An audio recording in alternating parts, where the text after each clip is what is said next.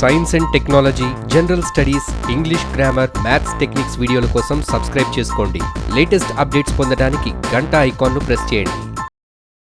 Statue of unity.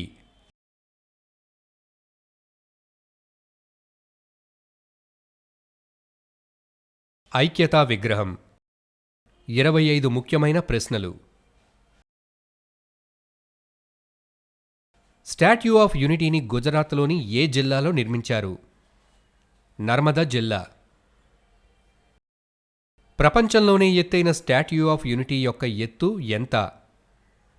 182 మీటర్లు లేదా 597 అడుగులు. స్టాట్యూ ఆఫ్ యూనిటీ ప్రాజెక్టును మొట్టమొదటిసారిగా ఎప్పుడు ప్రకటించారు? 2010. 2010లో శ్రీ నరేంద్ర మోదీ గుజరాత్ ముఖ్యమంత్రిగా ఉన్నప్పుడు ఈ ప్రాజెక్టును ప్రకటించారు.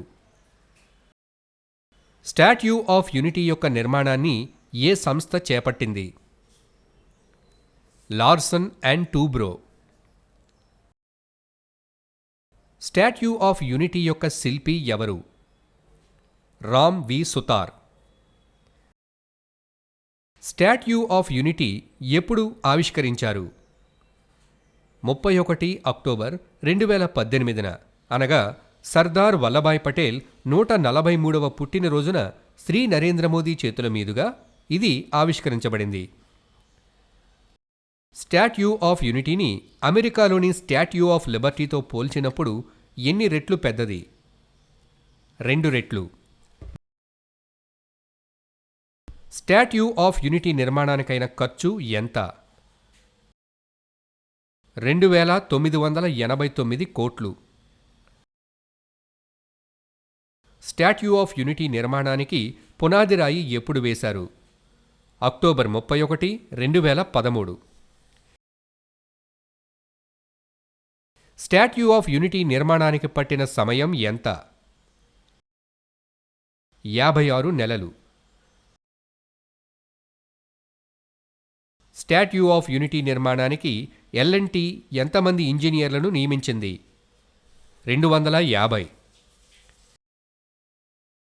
విగ్రహ నిర్మాణానికి అవసరమైన రజత ఫలకాలను ఏ దేశంలో తయారు చేయించారు?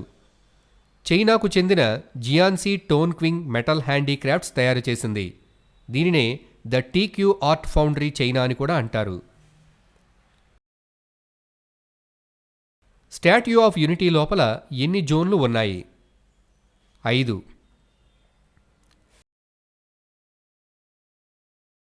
స్టాట్యూ ఆఫ్ యూనిటీ జోన్ 1లో ఏమి ఉన్నాయి? Sardar Vallabhbhai Patel museum. Statue of unity Narmada నదిలో చిన్న దీవి వంటి ప్రాంతంలో నిర్మించారు. ఆ దీవి పేరు ఏమిటి?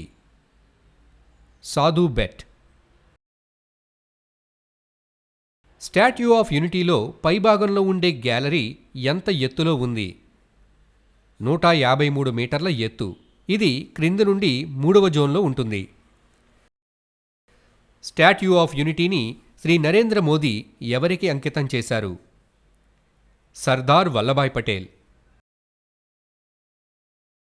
స్టాట్యూ ఆఫ్ యూనిటీ నిర్మాణానికి ఉపయోగించిన 3 ముఖ్య పదార్థాలేమిటి? ఉక్కు, concrete, bronze. Statue of unity నిర్మాణాన్ని ఏ తెగకు చెందిన ఆదివాసీలు వ్యతిరేకించారు? థాడ్వీ ట్రైబ్. స్టాట్యూ ఆఫ్ యూనిటీ ఎంత వేగమైన గాలులను తట్టుకోగలదు? గంటకు 220 కిలోమీటర్ల వేగమైన గాలులను ఇది తట్టుకోగలదు. నేషనల్ యూనిటీ డేగా ఏ రోజును ప్రకటించారు? 31 అక్టోబర్. అక్టోబర్ 2014లో ప్రధాని శ్రీ నరేంద్ర మోదీ వల్లభాయ్ పటేల్ యొక్క పుట్టినరోజైన 31 అక్టోబర్ను జాతీయ ఐక్యతా దినం లేదా నేషనల్ యూనిటీ డేగా ప్రకటించారు. స్టాట్యూ ఆఫ్ యూనిటీ అడుగుభాగంలో నిర్మించిన 3 స్టార్ లాడ్జింగ్ ఫెసిలిటీ పేరు ఏమిటి? శ్రేష్ఠ భారత్ భవన్. బ్రాంజ్తో క్లాడింగ్ చేయబడిన స్టాట్యూ ఆఫ్ యూనిటీ వాతావరణ ప్రభావం వలన కాలక్రమేపీ ఏ రంగులో మారబోతోంది? ఆకుపచ్చ. బుర్జ్ ఖలీఫాను నిర్మించిన ఏ కన్స్ట్రక్షన్ సంస్థ ఈ స్టాట్యూ ఆఫ్ యూనిటీను పర్యవేక్షించింది? Turner Construction. Statue of Unity క్రింద ఉన్న పీఠం ఎత్తు ఎంత? 58 మీటర్లు లేదా 190 అడుగులు.